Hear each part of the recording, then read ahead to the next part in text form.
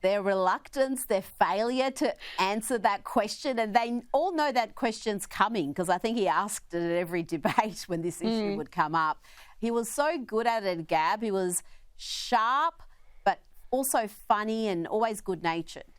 Oh, he was absolutely brilliant, and it just breaks my heart looking at that clip you played just there because he's so full of life. He's so engaging. You know, there's a reason that his clips would go viral right around the world. He was brilliant, he was fearless, and he was a visionary.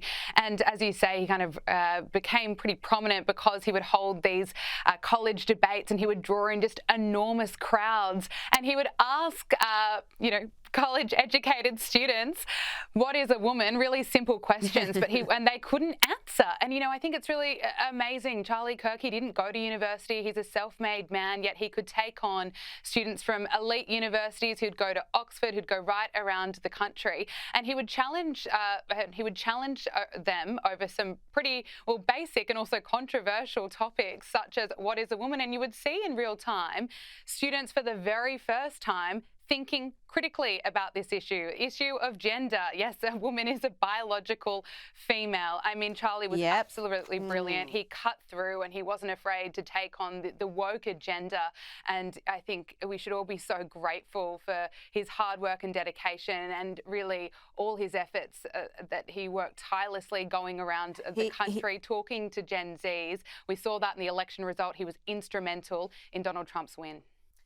He was only 31 years of age. He had so much more to do and he was already so good. It's scary to think just what heights he would have reached in 10 years, 20, 30 years. He just had so much more to give. It's such a tragedy. And this next clip really shows you the character of the man. Here he is speaking to someone in the US Air Force and giving them some comfort. Every day that you go to fight for us, you say, I'm not fighting for politicians.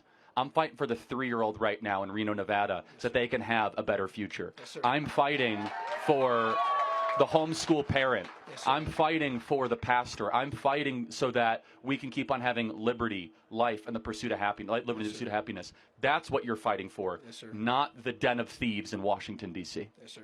God bless you, man. Thank you so much. And Charlie was all about family. Watch this beautiful moment with his firstborn.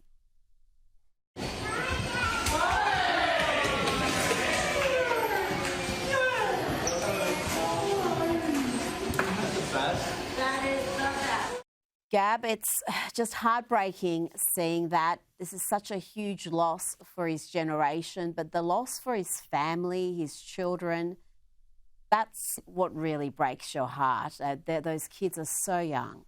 Oh, it is so heartbreaking. And, you know, Charlie was so brilliant because he could talk about political issues, but he was so clear on his values, his love of God, his love of family, and his love of America. And he really, I think, invited so many people into his life. He was such a proud husband, such a proud father. And I was looking at his wife Erica's Instagram page recently, and she uploaded a photograph of her and Charlie. She was also really open about their love story. And I have to read you part of what she wrote. She said, 5 years ago today, we sat inside Bill's Burgers in New York City, deep in conversation and banter over theology, philosophy, and politics. And at the end, you paused, looked at me and said, I'm going to date you. And it just seemed so Charlie. I mean, that was such a Charlie Kirk thing to say, because we all feel like we knew him. I mean, he had this brilliant personality. And I think he also shared such an amazing message with young people to go after the American dream, you know, to chase getting married, being a homeowner and having children. He was positive. He was a positive force. He was always, even when he was talking about dark issues and a crisis in the country, he always came with it with such a positive light and solutions and hope. Now, he was admired by some of the very best in the business for his intellect and his courage and his moral clarity, which you mentioned. Here's how a few of the best in the media reacted to his death. They're reporting that Charlie has died. That he's dead. At the age of 31. Yeah, I can't. I mean, there's legit nothing to say. I mean, it's rare that you know, there's nothing to say, but there's truly nothing to say. I mean, unthinkable. Absolutely unthinkable. Charlie Kirk would have been president. Charlie Kirk would have been president. His friends knew it. His many, many admirers knew it. And his enemies, to whom he was always so gracious, they knew it too. Gab, I believe that completely. I think he would have been president. I think he could have been JD's running partner in 2028, but he was 31. He could have run in 20 years, 30, 40 years. It is such a loss. Gab Power, thank you so much for your time tonight.